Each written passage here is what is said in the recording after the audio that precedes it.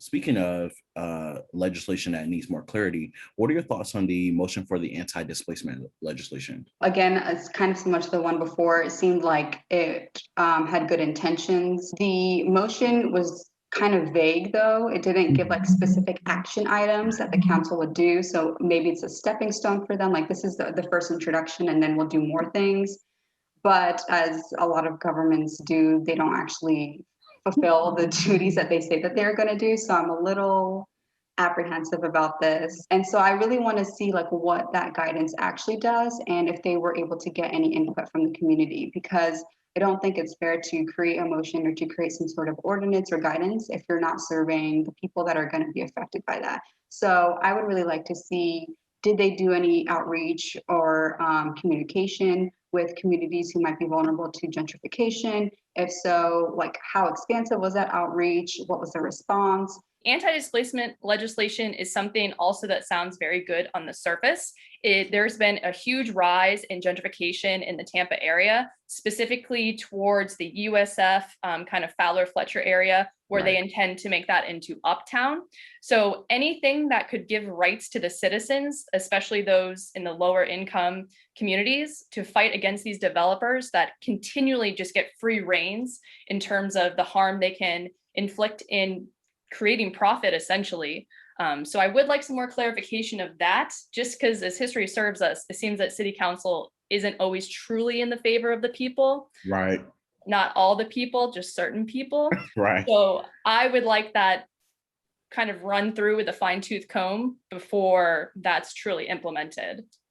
I believe it was Gudes who motioned it. I apologize if I'm wrong. But when he motioned it, he mentioned how it's being played out in Chicago. So I'm assuming they're going to use Chicago as a model, or at least like for reference as far as like research. Because from my understanding, it was more so like, hey, gentrification is a problem.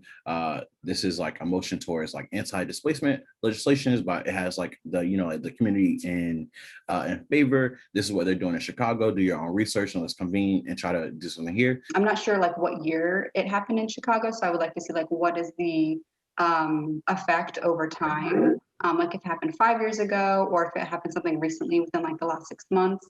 And then also a second point to hear activists on the ground in Chicago that are working on anti-gentrification measures to see what their response is on the ordinance and if they support it as well. So that way we can see what the actual community feels. I agree. I don't feel like city council listens to the people. So I feel like something that they can do is actually go out into these communities, which I don't feel like they're going to do.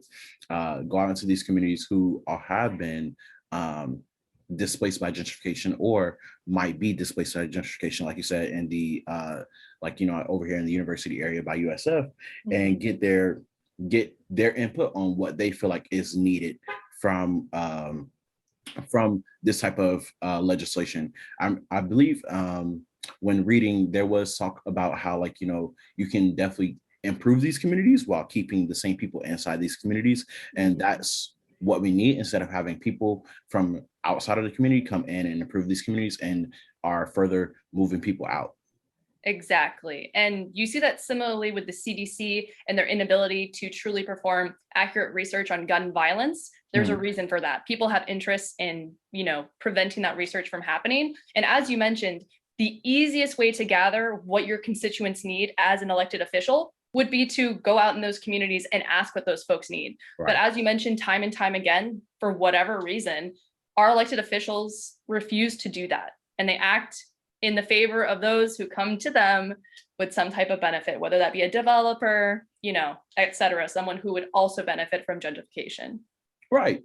And then I would say even more so, sometimes I feel like city council or city leaders or whatever, they act in what they feel is necessary. Like the introduction of, I believe it was like a community center in East Tampa, when East Tampa didn't even want the community center. So it's like you're trying to propose things and introduce things that does not realistically matter, or that's further hindering what these people want. Instead of listening to people, it's like, hey, somebody's saying I'm hungry, but you're gonna give them, like a car. It's like they don't want the car, they want food. Like they're hungry right now. Like who cares about a car? Exactly, because they're looking into the communities and thinking of like they're looking through their lens, correct? Right. Which we've already proven time and time again is greatly dissociated from reality, I would say, or the common needs of a common person living in Tampa. So we have to be extremely careful of things like that, because when you hear community center, that sounds great, but in context, it's not. But to the vast majority and, typically the moderate folks who support these city council individuals, that sounds great. So it looks great for them. It looks great on paper, but we need things to work more than just great on paper. Right. We have folks suffering now who need resources now.